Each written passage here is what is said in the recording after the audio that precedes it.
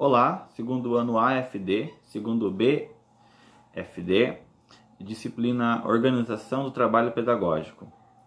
Eu conversei com vocês um pouco em sala de aula sobre nosso conteúdo, o que nós iríamos trabalhar, e entramos em quarentena e aí mandei algumas atividades, sempre com textos em anexo. É uma disciplina que ela não exige tanta profundidade para entender, né? É mais analisar a legislação, a ordem que os documentos se encontram e os princípios que norteiam o nosso trabalho. Mas mesmo assim, tendo em vista essa semana agora de avaliação N2, vou fazer uma retomada com alguns conceitos centrais da nossa disciplina. No primeiro trimestre de OTP, no segundo ano, nós falamos muito sobre os documentos orientadores do trabalho pedagógico. O que são esses documentos orientadores do trabalho pedagógico? São documentos que explicitam como nós vamos agir, o que nós vamos fazer, né? Como a escola está situada no tempo, no espaço, enfim, as atribuições de cada profissional, documentos de tal forma que podemos dizer é a lei da escola, né? Uma lei da escola. Só que as nossas ações no dia a dia da escola não é uma ação separada do todo. Quando nós elaboramos um documento, um projeto político-pedagógico, quando nós elaboramos um regimento, temos que levar em consideração N elementos que constituem, que nos situam na sociedade. Então hoje eu vou falar um pouquinho com vocês, retomar com vocês, na verdade, brevemente, o nosso projeto político-pedagógico, situando esse projeto e dividindo nos 3 marcos que constituem esse projeto. O que é o projeto político-pedagógico, professor?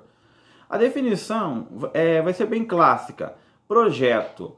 Quando nós começamos a fazer algo, nós fazemos um projeto, ou seja, elaboramos um plano, umas diretrizes, uma forma de agir. Político significa que pertence à polis, que as pessoas vão participar. Então é uma ideia que as pessoas vão participar, e pedagógico está diretamente relacionado, a etimologia da palavra vai lá para a Grécia Antiga, está diretamente relacionado ao trabalho de ensino e aprendizagem. Então é um planejamento, grosso modo falando, né? Uma ideia, colocar no papel como que nós coletivamente vamos decidir o que será feito na escola e como será feito. Como iremos atingir os objetivos que a educação demanda neste século. O projeto político-pedagógico tem essa função, sendo que cada marco tem a sua especificidade. Acho que ficou bem claro então, né? É um documento, resumidamente, é um documento que norteia todo o trabalho pedagógico. E ele tem uma divisão clássica ali em 3 marcos essenciais, que é o marco situacional, marco conceitual e marco operacional. Os 2 primeiros eu falei bastante com vocês, e o terceiro não tivemos tempo hábil para falar, né, por N motivos. Vamos relembrar um pouquinho o que seria esse marco situacional no projeto político? A rigor, no estado do Paraná, nós temos uma instrução, resolução que é renovada de tempo em tempo, que nos orienta sobre como fazer esse projeto político. De quanto em quanto tempo que eu tenho que fazer o projeto político e pedagógico? O ideal, isso nenhuma escola faz, tá? Ou pelo menos quase nenhuma. O ideal seria renovar anualmente, né? O correto era deixar o documento mais atualizado possível, mas nem sempre isso ocorre. Enfim, mas quando nós temos que renovar, se o PPP tiver vencido, se os documentos da escola não estiverem em dia, no estado do Paraná nós não conseguimos fazer nada na escola. Você não consegue emitir certificados, você não consegue, enfim, até em relação ao dinheiro que vem ao fundo rotativo, tudo é prejudicado se a documentação da escola não estiver em dia. Da mesma forma que você, enquanto pessoa física, se não ter todos os documentos, vai perder muitos dos direitos que nós temos enquanto cidadãos, da mesma forma são os documentos da escola. Se eles não estiverem sido colocados em ordem, as prestações de contas em dia, o projeto político de acordo com as mudanças, a escola terá problema para funcionar e sim, vai ter que mandar esse documento para ser julgado, para ser avaliado e para ser aprovado. Quem que aprova esse documento, primeiramente, né? Aqui existe uma hierarquia. A SED faz as determinações principais, que é a Secretaria de Educação, na qual nós estamos vinculados, e os núcleos regionais repassam para a escola. Quando nós terminamos de elaborar um projeto político-pedagógico, que tem que ser coletivo, o correto é ser coletivo essa elaboração, participação da comunidade, participação dos professores, alunos. Quando nós terminamos de elaborar esse documento, nós enviamos para o Núcleo Regional de Educação, que é responsável pela nossa região, né? Então, existem várias etapas até a sua aprovação. Mas vamos lá. Marco situacional. O que tem nesse marco situacional? Essa questão legal de como funciona, quem elabora, eu já havia comentado com vocês. O marco situacional, como o próprio nome já indica, é a situação da escola. Por que ele é importante? O que vai estar descrito ali?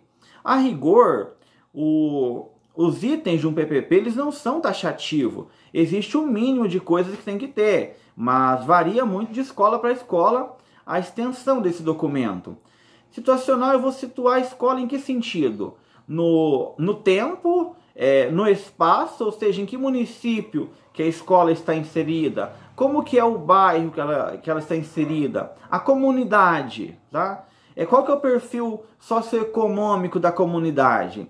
Então essas questões elas vão ser respondidas ali no marco situacional, itens por itens, né? Como eu disse para vocês, vem sempre uma resolução com uma sequência para você seguir ali, não é fechada, você pode alterar aquela sequência, mas vem uma ideia do que tem que ser. Por exemplo, histórico da instituição de ensino, da onde surgiu o nome do colégio, por que surgiu, o que nós temos a respeito desse nome, município onde nós estamos situados, qual que é a principal atividade econômica, qual que é o perfil da família, da comunidade.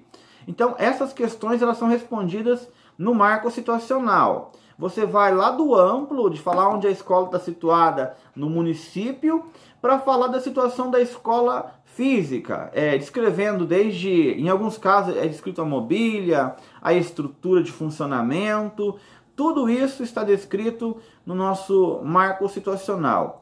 E aí o professor, quando ele chega numa nova escola, nessa rotatividade que tem de profissional, por que é importante ele conhecer sobre o marco situacional da escola? Porque eu acho que você já percebeu que cada tipo de aluno, cada perfil socioeconômico de comunidade é diferente. Então não tem como você dar a mesma aula que você dá no centro de uma grande capital e querer levar a mesma aula, o mesmo plano, às vezes para uma comunidade limitada. É preciso o professor refletir sobre o seu aluno. Ele não dá aula para robô, ele dá aula partindo da situação real do aluno, né?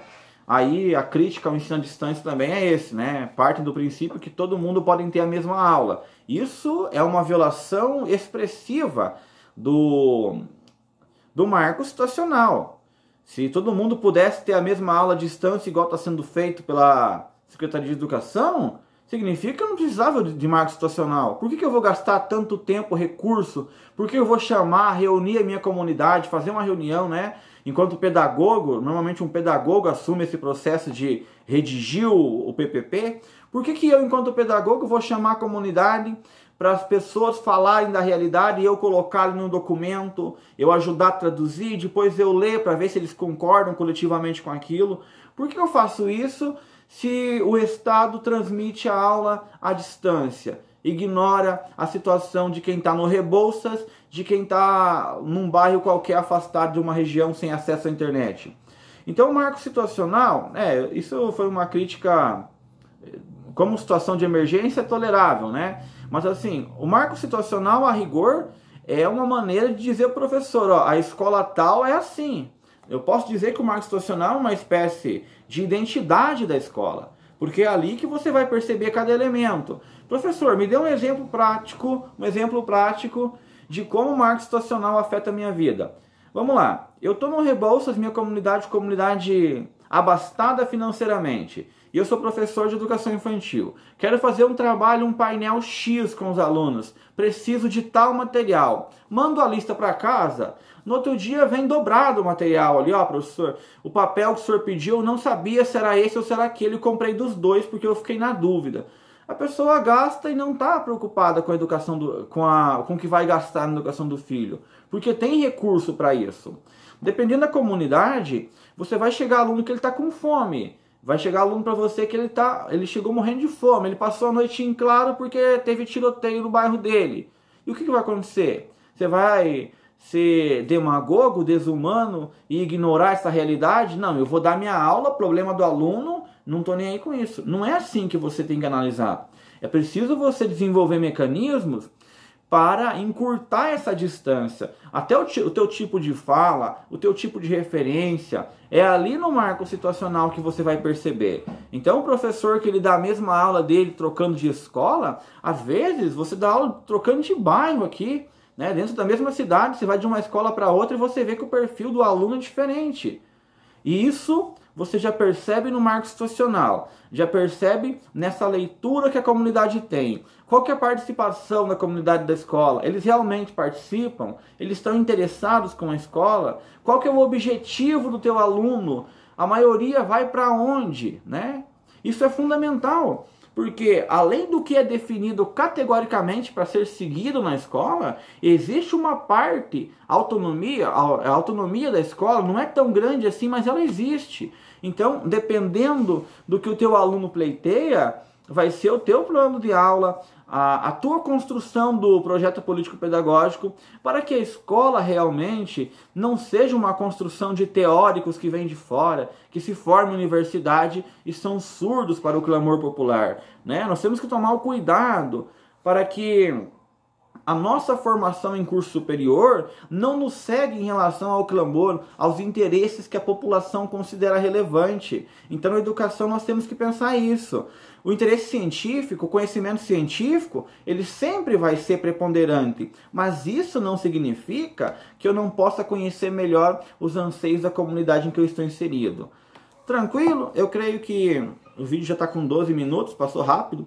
Eu creio que marco situacional era isso.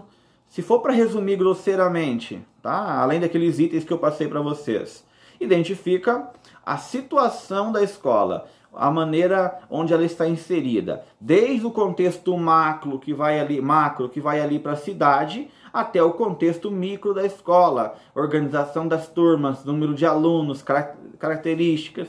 Aí vai depender de quem for o redator, se vai colocar mais ou menos elementos, mas tem que haver um mínimo ali de informação sobre a escola. No próximo vídeo, vídeo 2, eu falarei um pouquinho sobre o marco conceitual, ok? Muito obrigado. Qualquer dúvida, me perguntem no Classroom.